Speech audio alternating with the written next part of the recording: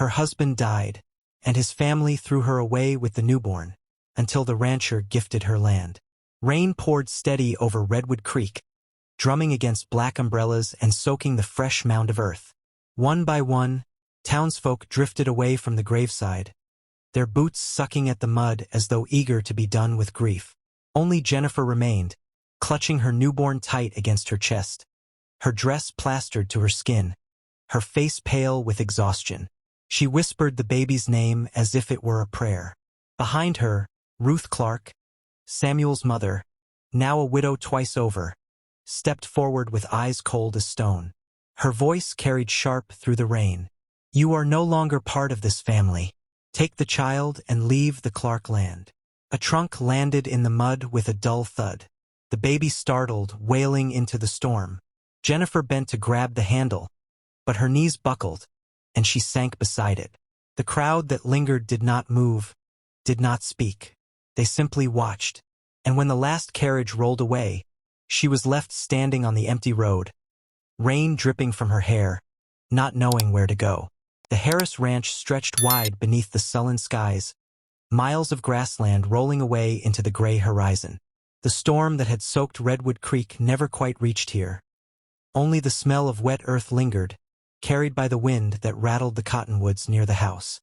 Daniel Harris leaned against a fence post he had been mending, his hands calloused, his shirt damp with sweat though the air was cool. He was 50 years old and looked older, his face carved into lines by sun, dust, and war. The war had taken much from him: brothers, friends, years of youth that should have been spent planting and raising a family. What it had given back was harder to measure: a quiet endurance, an understanding of violence, and the ability to live without company. 8 years ago, his wife had died giving birth to their only child. The child did not last a day. Since then, the house had been silent. He buried them both beneath the lone oak by the creek, and the rest of his life narrowed to work. The cattle, the land, the fences, these things did not leave him. These things could not die. People in Redwood Creek respected him, but none called him friend. At the saloon they said Harris was as steady as an anvil, but cold as one too. He drank only water. He played no cards. He spoke if spoken to, and even then his words were spare. He attended church when drought came, less out of faith than because he understood the weight of tradition. And when someone's herd strayed onto his land, he returned them, no charge, no quarrel. But he did not linger, and no one invited him to linger. Children whispered stories about him as they passed his ranch road: how Harris had killed men in the war with his bare hands, how he spoke to the dead, how the cattle feared him. None of it was true, but he let the stories stand. They made a kind of fence of their own. He rose each day before dawn. He fed the horses, checked the wells, counted the cattle. Work was a prayer that did not need words. Some evenings, when the chores were finished, he would sit on the porch with a pipe between his fingers, unlit. He did not smoke. It reminded him too much of campfires and burned towns. But the habit of holding the pipe comforted him, like the ghost of something once familiar. Once, long ago, he had dreamed of filling the house with voices: his wife humming, children running in and out, the table crowded with neighbors at harvest time. That dream had died slowly. With every year the house stayed empty, until he stopped imagining it altogether. To think of such things was to bleed anew. Still, there were nights when he woke in the dark and listened to the silence. The creak of the windmill, the far cry of coyotes, the hush of the grass. These were his companions. And though he told himself he was content, a hollowness pressed against his ribs like an ache that would not heal. Daniel had made peace with solitude, or so he believed. He told himself life was already decided: to work this land until his body failed, and then be buried beside his wife and son. No one would carry his name forward. No one would inherit his fences, his herd, his sweat pressed into the soil. The Harris Ranch would end with him. It was not despair, it was acceptance. Men of the frontier often carried such endings in their pockets like coins. You did not rail against it, you endured it. And yet, despite the hardness of his life, people trusted him. When trouble brewed, disputes over water rights, rustlers prowling, or a horse gone missing, men looked to Harris for fairness. He rarely raised his voice, but when he spoke, people listened. It was said he had a way of cutting through a quarrel with a single sentence, as though he saw deeper into men than they saw into themselves. What no one knew, what Daniel never admitted even to himself, was that beneath his silence lay a fierce hunger for connection. He longed for laughter in the house, for the sound of small feet on the porch, for someone to break bread with at evening. But hunger unfulfilled becomes a wound, and wounds harden into scars. So he buried that longing deep, where it could not reach him in daylight.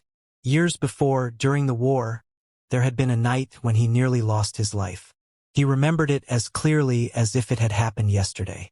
Surrounded on a smoky field, bleeding from a wound in his side, he had fallen. The world had dimmed, and then a young soldier, Samuel Clark, had dragged him out from under fire, shouting over the roar of cannons. "You'll see tomorrow, Harris, I swear it." That promise had saved him, though Samuel took a bullet himself before dawn. They had parted after the war, each man walking his own trail, but Daniel never forgot the debt. And so his life stretched on, steady and predictable, bounded by work and silence. The neighbors called him a recluse. The preacher called him a man of discipline. Daniel himself used no word for it at all.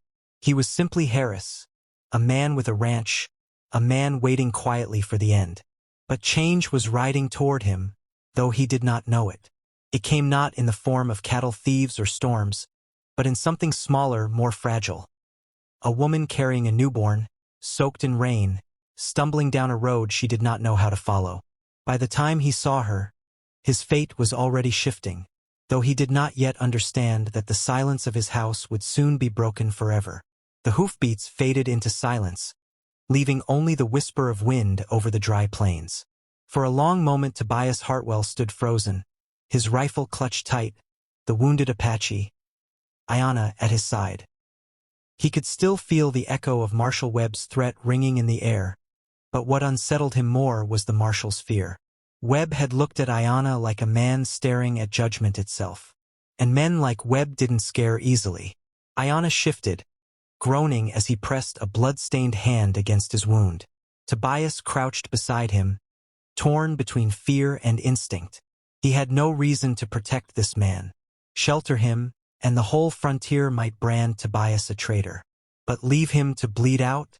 That wasn't the kind of man Sarah had married. Her voice lingered in memory, soft and insistent.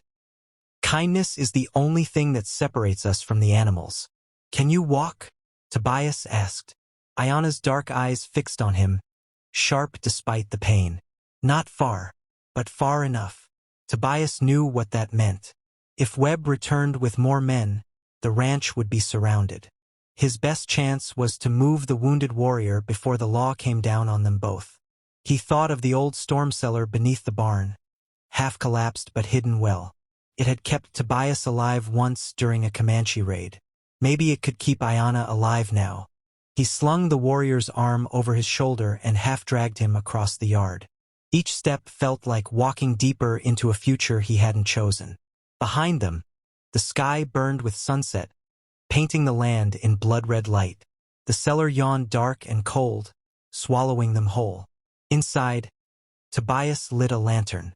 The flickering glow revealed shelves stacked with tools, a rusted plow, and a chest sealed tight. Ayanna sank to the dirt floor, his breathing shallow. Tobias tore strips from a feed sack and bound the wound as best he could. "You should let me die," Ayanna muttered, voice strained. "It would be safer for you." Tobias shook his head. "Maybe, but I've had enough of letting death make my choices." Ayanna's gaze softened. "Then you've chosen a dangerous road." They fell into silence, broken only by Ayanna's ragged breaths. Outside, night fell. Coyotes called in the distance, their cries eerie in the stillness. Tobias dozed in his chair, rifle across his lap, until the creak of boots on wood jerked him awake. Voices drifted through the barn above them. "Men, Webb's men. Spread out. He's hiding the bastard somewhere. I can smell the blood." Ayanna's eyes met Tobias's. No words were needed. One sound, one slip, and they were finished. The trapdoor creaked. A shaft of moonlight pierced the cellar as the cover lifted. A deputy peered down, lantern in hand. His eyes widened at the sight of Tobias, and the Apache beside him. Tobias moved before thought caught up. His rifle but smashed into the man's face, sending him tumbling down the ladder. The lantern shattered, plunging the cellar into darkness. Gunfire erupted above, bullets punching through the barn walls. Tobias fired blindly upward, the thunder of his Winchester drowning out the deputy's shouts. Ayanna crawled to the fallen deputy, pried the revolver from limp fingers, and dragged himself into cover. His shot cracked sharp and sure, silencing one of the men above. The rest hesitated. In that heartbeat of silence, Tobias shoved Ayanna toward the back wall. "There's a tunnel," Tobias growled. "Old escape route. Go." They stumbled through the narrow passage, dirt raining down around them. The tunnel spat them out into the sagebrush half a mile from the barn. Behind them, the ranch was alive with chaos. Shouts, gunfire, horses screaming. Smoke rose where lanterns had toppled in the fight. Tobias's chest clenched. His land, his home, everything he'd built in 12 lonely years, going up in flames. But when he looked at Ayanna, barely clinging to life yet still gripping that revolver with iron will, Tobias knew the ranch was never really home. Not since Sarah. Home was the choices you made. Tonight, his choice was survival. They pressed on into the desert night. Stars burned above like 1,000 watchful eyes. Ayanna's strength waned with every step until at last his legs buckled. Tobias caught him, eased him to the ground. "We can't stop," Tobias whispered. "We must," Ayanna rasped. His hand fumbled at the pouch on his belt, pulling free a blood-stained letter. He thrust it into Tobias's hand. "If I fall, you carry this to the Apache Council. To Chief Takakota. Promise me." Tobias stared at the letter. The paper was torn, the ink smeared, but it bore the seal of Colonel Morrison, the murdered officer Webb had named. Proof, Ayanna claimed, of corruption so deep it could drown the territory in blood. "Promise me," Ayanna repeated, his grip surprisingly strong. Tobias swallowed hard. "I promise." Ayanna sagged, unconscious. Tobias lifted him once more, his muscles screaming, and staggered onward toward the shadowed hills. Behind them, the glow of his burning ranch lit the horizon. Ahead lay only darkness, and the truth waiting to be told. By dawn they reached the river. Tobias half-dragged, half-carried Ayanna across, the cold water biting to the bone. On the far bank, figures emerged from the mist. Apache riders, spears gleaming, eyes sharp with suspicion. Tobias raised his "Needs help." The warriors surrounded them, spears leveled at Tobias's chest. But when they saw Ayanna, their leader dismounted with a cry. They lifted him gently, speaking words Tobias couldn't understand but knew were sacred. One warrior turned to Tobias. "You saved him." Tobias nodded, too tired to speak. "You will come with us. The council must hear." Tobias hesitated, staring back across the river at the smoke still rising from what was once his home. Then he looked at Ayanna, carried carefully toward safety. He had no home to return to, only a promise to keep. And promises, Tobias knew, were heavier than blood. The Harris Ranch had once been a fortress of solitude. Now it breathed with life again, though uneasily, as if the house itself wasn't sure whether to welcome or resist the change. Daniel Harris stood by the hearth, firelight dancing over his face, watching Jennifer Clark cradle her newborn. The child's cries, thin and uncertain, filled corners of the house that had been silent for years. Jennifer sat wrapped in a blanket too large for her, the kind Daniel's late wife had once stitched during long winters. She kept her chin lifted, though her shoulders trembled. A woman cast out, stripped of name and kin, yet still fierce in the way she held that baby, as though the boy's breath alone anchored her to this world. "I'll manage on my own," she said again, voice hoarse from the rain and the road. Daniel studied her. The stubborn fire in her eyes reminded him of Samuel Clark, the man who had once saved Daniel's life on a battlefield littered with corpses. Samuel, who had pulled Daniel out of the mud with lead flying overhead, swearing no friend of his would die alone. Now Samuel was gone, and before Daniel stood his widow and child, shivering, desperate, proud enough to lie about her strength. "You can't even stand straight," Daniel said, not unkindly. He bent, lifted the trunk she had dropped in the mud, and carried it inside. Jennifer's lips parted as though to protest, but she said nothing. "There's a roof here," Daniel continued, "and a fire. You're not asking charity. I'm paying back a debt." He left it at that. He would not speak of war or promises or the years between. The only answer was action. Jennifer hesitated, then lowered her head. The fire crackled. The baby whimpered softly, nestling against her chest. Daniel turned to the back room, pulled open an old cedar chest, and brought out something he had not touched in more than 8 years.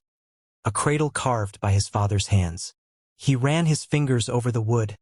Dust long settled, memories heavier still. For a moment, grief surged. The cradle had been meant for his son, the child who had lived less than a day.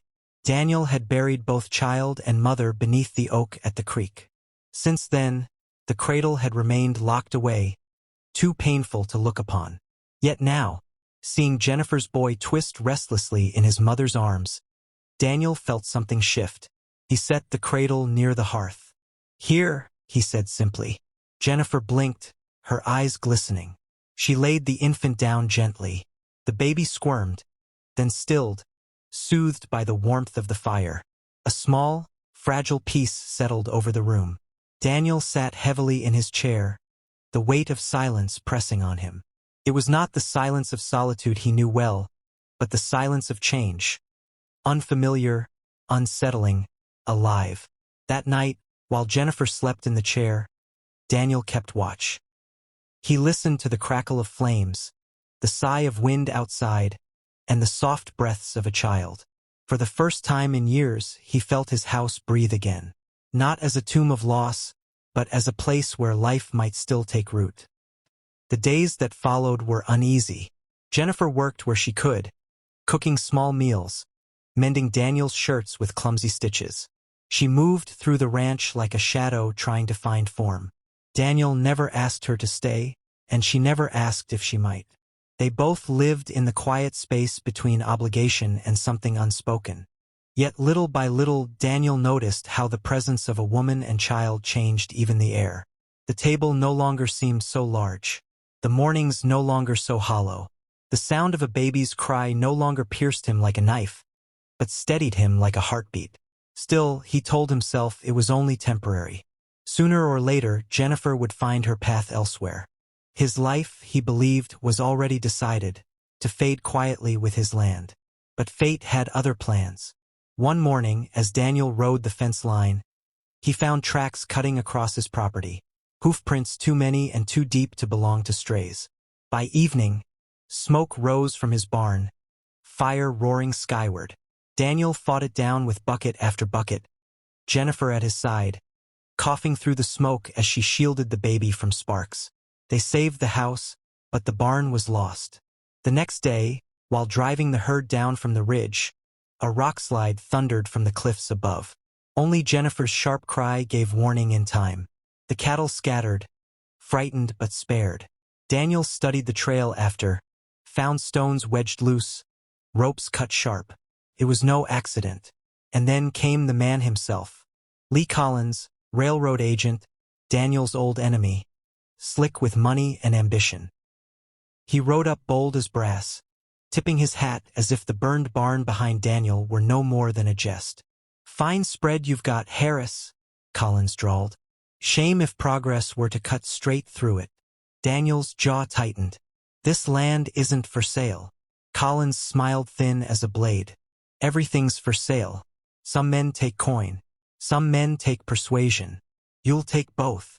His gaze slid toward the house where Jennifer stood in the doorway, child in her arms. The meaning was clear. Daniel's hand itched for the rifle, but he held steady. Violence would not win this fight. Not yet. Collins leaned closer, voice low. "You've got more to lose now, Harris. Think hard on it." Then he rode off, leaving only the stench of smoke and threat behind. That night Daniel sat long by the fire, staring at the cradle, listening to the boy's soft breathing. Jennifer watched him, her face pale but resolute. "They won't stop," she said quietly. Daniel nodded. "No, they won't." For the first time in years, he felt something stir within him that was more than endurance. It was resolve, sharpened by the sight of a woman cast into the mud. A child who bore the name of the man who had once saved his life, and a land that had been his blood and breath. He knew then what choice was before him. He would not fade quietly. He would not surrender. He would stand. And in that moment, the fire in his hearth seemed to burn brighter, as if the house itself approved. The smell of charred wood clung to the Harris ranch long after the flames died. Smoke had blackened the timbers of the barn, and though Daniel and Jennifer fought the fire until their arms gave out, the building collapsed into ash and cinders. What remained was the silence of ruin, a silence that seemed to whisper Collins's name. For days, Daniel worked without pause, hammer in hand, driving posts into the soil to mend what had been lost. He said little, but his movements were heavy. His shoulders bowed with more than labor. Jennifer noticed. She tried to help, hauling water and gathering tools, though her hands were raw from blisters. Each evening she sat with her son by the fire, rocking him gently, whispering lullabies she barely remembered from her own mother. Her eyes were rimmed with shadows, yet her back remained straight. She had endured banishment, shame, and hunger. She would endure this too, for Andrew. But the world around them grew darker. One morning Daniel rode the fence line and found hoofprints. Too many for neighbors, too deep for strays. They cut across his land like scars. That night, one of his horses vanished. 2 days later, another blaze lit the horizon. A haystack gone to fire, flames clawing toward the stars. He managed to smother it, but the warning was plain. Collins's reach was long. Daniel rode to town to face the council. The men gathered in the hall sat stiff in their chairs, faces gray with worry but not sympathy. "Collins wants my land for the railroad," Daniel said, voice even but edged. "He'll burn everything I own to get it." A murmur passed among them. Mr. Carter, the eldest, leaned forward with weary eyes. "The railroad is the future, Harris. A line through this valley means trade, wealth, new settlers. We can't turn that away for one man's stubbornness." Daniel's jaw hardened. "This isn't stubbornness. It's a man's right to keep what he built." Carter shook his head slowly. "Sometimes one man must yield for the good of many." The words struck like a hammer. Daniel left the hall in silence, townsfolk whispering as he passed. Respect, once his shield, was turning into suspicion. On the trail home, danger followed. From the ridge above came the groan of shifting stone, then a thunderous slide. Boulders rained down, crashing across the trail. The cattle bawled, panicked. Only Jennifer's sharp cry gave warning. She waved her shawl, fearless in the path of stampeding hooves, turning the herd aside before the rocks crushed them. Later, by the fire, her face pale in the lamplight, she whispered, "They'll kill us if we stay." Daniel looked at her, then at the boy asleep in her arms. "And if we leave, we give them everything. Is that the life you want for him?" Her chin lifted. "No." From then on, fear was their constant shadow. Fence lines cut, wells poisoned with oil, a rough board nailed to the door with a message carved deep. "Leave before you're buried here." The boy cried that night, restless from the smoke still in the air. Jennifer rocked him, tears slipping silently down her cheeks. Daniel sat nearby, rifle across his knees, staring at the door. His silence was not indifference but fury held tight, like a storm waiting for its moment. Then, one night, violence came. Shots cracked through the dark, shattering windows, splintering wood. Daniel shoved Jennifer and the baby to the floor, returning fire with calm precision. Bullets whined through the air, but his shots answered steady, measured. At last the attackers fled, swallowed by the night. The silence afterward was heavy. Shards of glass glittered on the floor like ice. Jennifer clutched her son, trembling. How long can we live like this? As long as it takes, Daniel said. His voice was low, resolute, though inside he knew time was narrowing like the barrel of a gun. The town grew restless too. In the saloon, whispers spread like smoke. Harris should give in. The railroad promised jobs, money, progress. Why should one man's land stand in the way? Some muttered that Jennifer herself had brought misfortune with her, a widow clinging to a doomed homestead. Others shook their heads and spoke quietly of Harris's fairness, of the boy who might one day carry on his name. Collins moved among them like a serpent, fanning whispers into flames. He rode bold up to the ranch again, tipping his hat as though the smoldering barn behind Daniel were a jest. "Fine spread you've got," Collins drawled. "Shame to see it wasted. Sign the deed, and I'll see you walk away with dignity. Don't, and well, dignity's poor comfort in the grave." Daniel's eyes narrowed. "This land isn't for sale." Collins's smile sharpened. "Everything's for sale.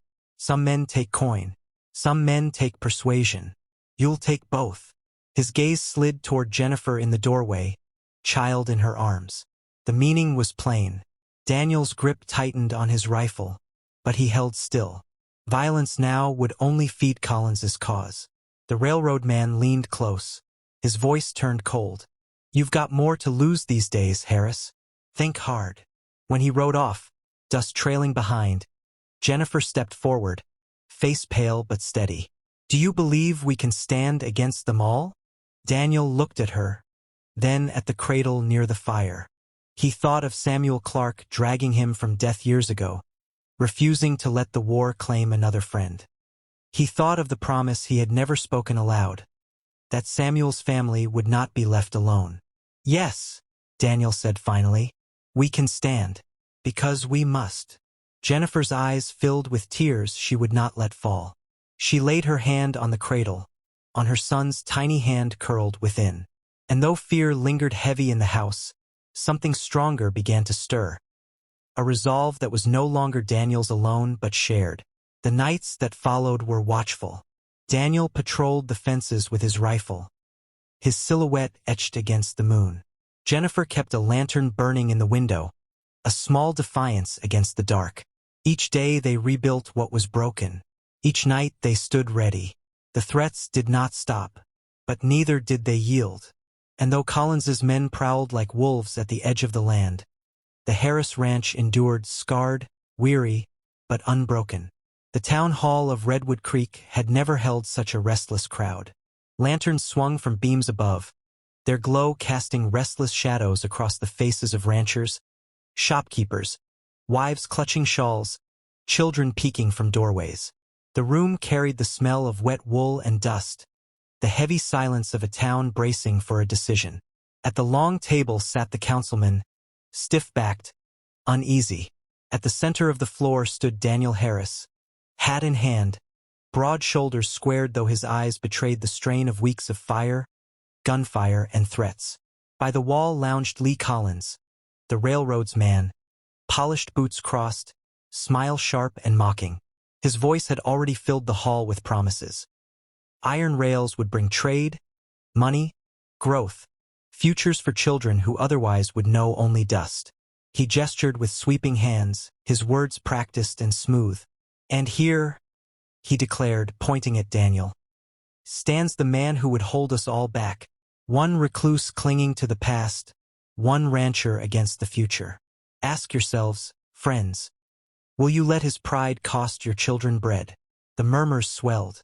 Men nodded, uneasy but tempted. A few shouted in agreement. Daniel felt their weight pressing on him like 100 rifles trained at once.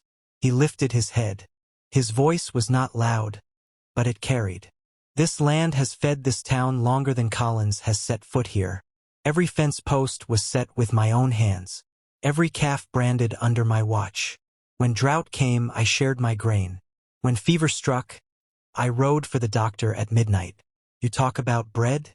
This land has given bread year after year. Now Collins calls it progress to take it away. That's not progress. That's theft." A ripple of agreement passed through the room, but Collins straightened at once, cutting in. Don't dress stubbornness in noble words. You stand in the way of destiny, Harris. The line will come through this valley whether you yield or not. The council shifted uneasily, but before Collins could strike deeper, the doors opened. Jennifer stepped inside. Rain clung to her shawl, her hair damp, her cheeks pale from the walk. Yet her spine was straight, her arms steady as they held her child close. The murmurs faltered, then hushed. Even Collins's smile flickered. She stood before them all, her voice soft but unwavering. This isn't only his land. It is my son's future. Her eyes swept across the room, searching the faces of those who had watched her cast into the mud weeks before. You speak of progress, but what future is built on burning barns, poisoning wells, and driving widows into the rain? What future is it, if men allow fear and greed to tear away their neighbor's home? Her words cut deeper than any argument Daniel could have spoken. Women lowered their eyes, remembering the day Ruth Clark had turned her out. Men shifted, ashamed. The silence held, thick and heavy. Daniel stepped forward.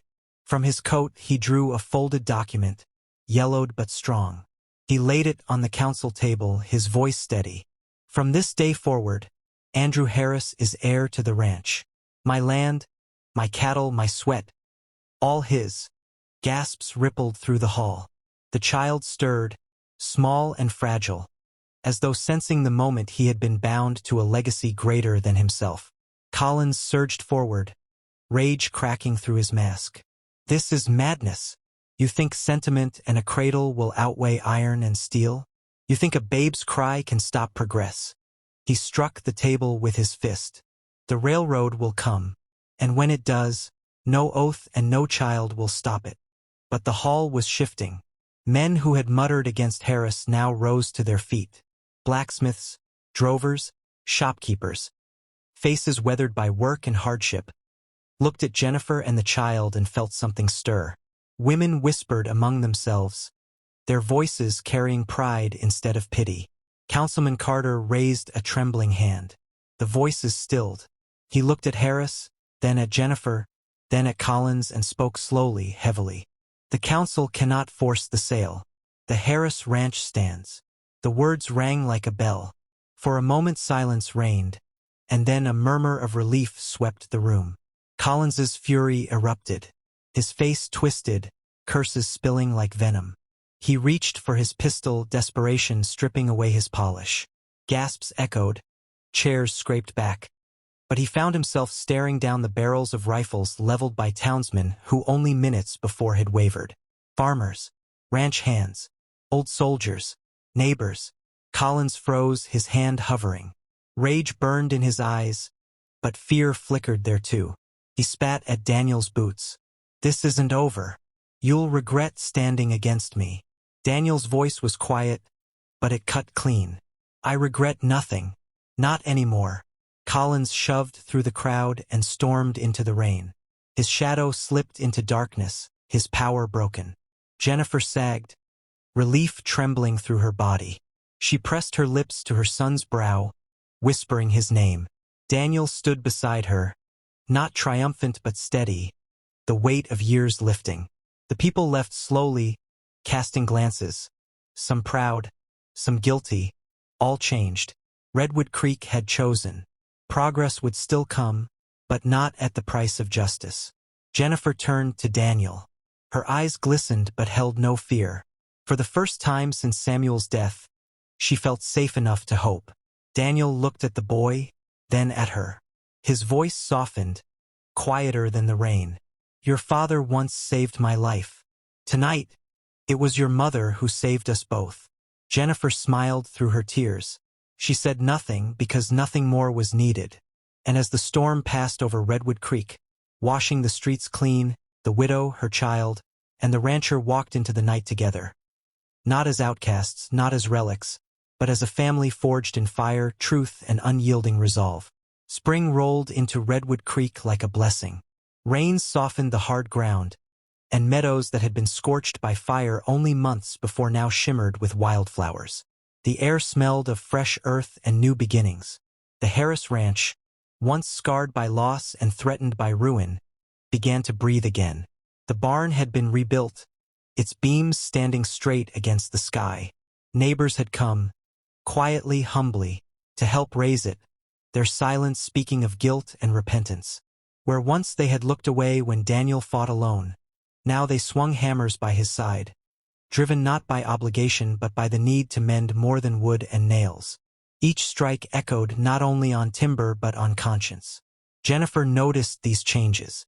She carried Andrew in her arms as she walked the yard, watching fences mended, watching neighbors leave small offerings of seed or flour at the door.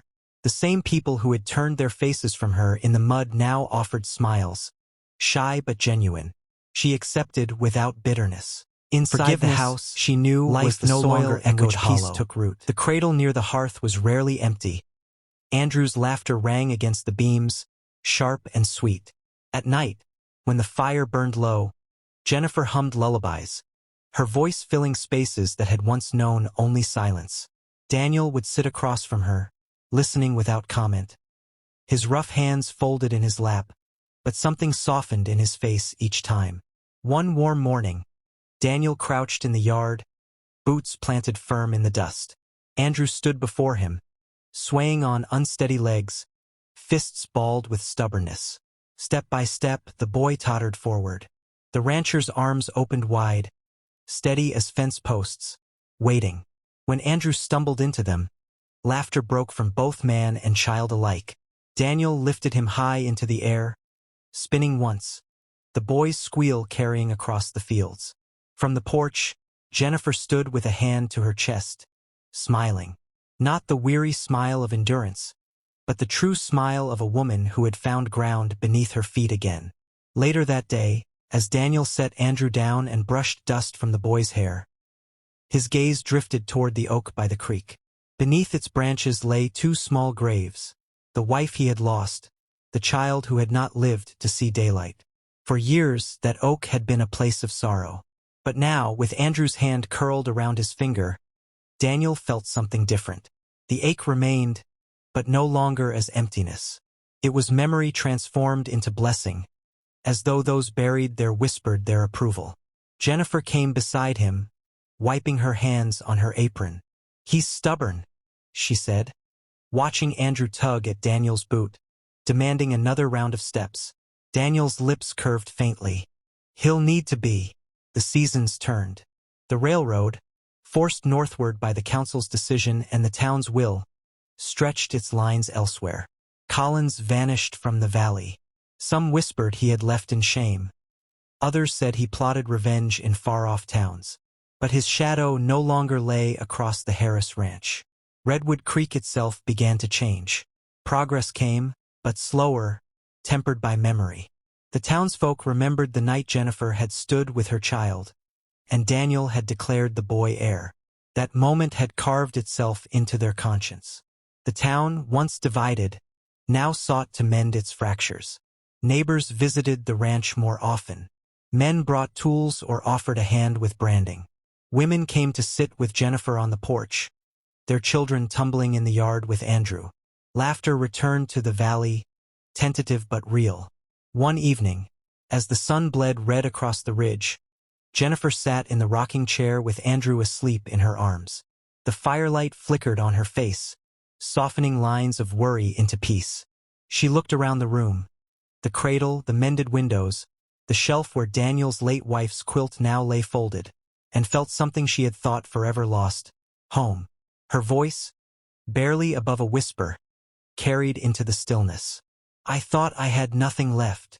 Daniel looked up from where he sat polishing his rifle, his movements steady. "Sometimes you have to lose what you thought was life," he said quietly, "to find what it was meant to be."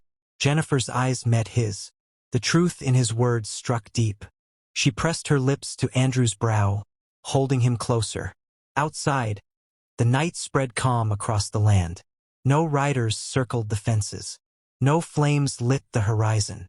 Only the steady chorus of crickets, the rustle of cattle, and the breath of a child who slept without fear. Daniel added a log to the fire. Sparks leapt upward, casting brief stars across the rafters. For years, silence in this house had been heavy with grief. Now silence was rich, full, alive with trust. Once, Jennifer had stood alone in the rain, a trunk thrown at her feet, her newborn crying in her arms, cast out by family and shunned by a town. Once, Daniel had lived in solitude, his heart buried beneath earth and memory, waiting only for time to fade him away. Now, together, they stood at the edge of something new. Jennifer laid Andrew gently into the cradle. Daniel watched, his face softened by the glow of firelight. In that moment, the years of loneliness, of war, of exile, seemed to draw together into one truth. Compassion had been stronger than fear, and kindness had proved stronger than law. He met her eyes. No words were spoken, yet both knew. The Harris Ranch was no longer only his. It was theirs. It belonged to the child sleeping in the cradle, and to the courage that had carried them through fire. The night deepened. The oak by the creek stood tall in the distance, its roots bound to soil that had seen sorrow and survival alike. And within the house, beneath the soft breath of a child, peace settled at last.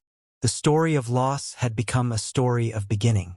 And Redwood Creek, once a place of division and silence, now carried the quiet promise that one man's word, one woman's courage, and one child's breath could be stronger than iron or law.